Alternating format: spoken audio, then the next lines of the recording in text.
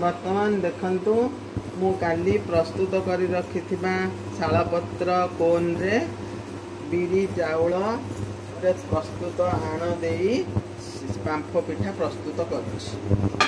वर्तमान चुली रे बैगण आउ टमाटो पोड़ा चली चलला परे यार गोटे चटनी प्रस्तुत हम बांफ पिठा प्रस्तुत हो सारी तैयारी सर जाइए। वर्तमान आलू ना बैगण आउ टमाटो चकटा होची चटनी देले पूरा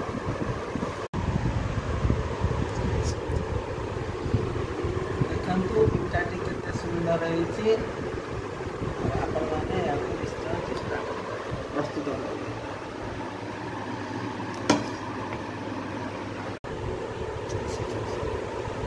जदि आपण माननको मोर यही भिडियोटी भल लगे आपण मैंने लाइक शेयर सब्सक्राइब करेंगे।